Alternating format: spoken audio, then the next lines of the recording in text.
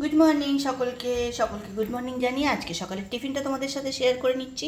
তো চলো বানিয়ে নিচ্ছি সকাল সকাল এক দেখছি আমরাস। এটা ফ্রিজে রেখে দেবো, একদম ঠান্ডা ঠান্ডা হয়ে যাবে, ইয়াম্মি ইয়াম্মি খেতে হবে। তো সেই জন্যে কিন্তু কর্তাবাবুকে তো টিফিনে দিতে হবে, যেহেতু ওর তো ঠান্ডা থাকবে না। ঠিক আছে, সন্ধ্যেবেলা এসে একটু ঠান্ডা ঠান্ডা খেয়ে নেবে। তো আমরাসটা দিয়ে দিই। আচ্ছা, এটা করে ঢেলে দিই, তাহলে তাড়াতাড়ি ঢালা যাবে। এইটুকুন করে ঢালতে বড় টাইম লাগছে। চলো, আমরাস দিয়ে দিলাম, দেন এতে দিয়ে দিলাম ঢাকনা। সাথে সাথে রেডি করে নিয়েছি রুটির জন্য বাটি, এতে দিয়ে দেবো রুটি।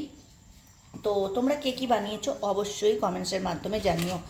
আমার কিন্তু আজকে হয়েছে এইটাই। আর এইটা কিসের তরকারি তোমরা বলো তো দেখি। তোমরা যদি বলতে পারো তোমাদেরকে এক গাল করে খাইয়ে দেবো আমি নিজে হাতে। তো চলো, আজকের টিফিনটা এরকমভাবেই করলাম। তোমরা কে কোথা থেকে দেখছো সেটাও জানাতে ভুলো না আমাকে, সেটা জানালে। চলো, এর ঢাকনাটাও লাগিয়ে দিই রুটির সাথে সাথে। তরকারিটা এটা হচ্ছে এগ দো পেঁয়াজা।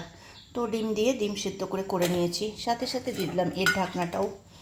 আর কি বলে, কালকে তো ফলাহারি অমাবস্যা ছিল, তোমরা সকলেই জানো। তো কালকে উপোস ছিল। একটা দিয়ে দিলাম চামচ, খাবে কি দিয়ে, সাথে দিয়ে দিলাম দুটো টিস্যু ফোল্ড করে খেয়ে হাত মুখ মুছতে হবে। তো এই তো চলো ঢাকনাটা লাগিয়ে দিই। তো চলো, সবাই ভালো থেকো, সবাই সুস্থ থেকো, এই গরমে সাবধানে থেকো। সবাইকে টাটা। আর কে কোথা থেকে আমার ভিডিও দেখো অবশ্যই কমেন্টসের মাধ্যমে আমাকে জানিয়ে যাও। আবারও দেখা হবে নতুন একটা ভিডিওতে। আজকের মতন এইটুকুনি, টাটা।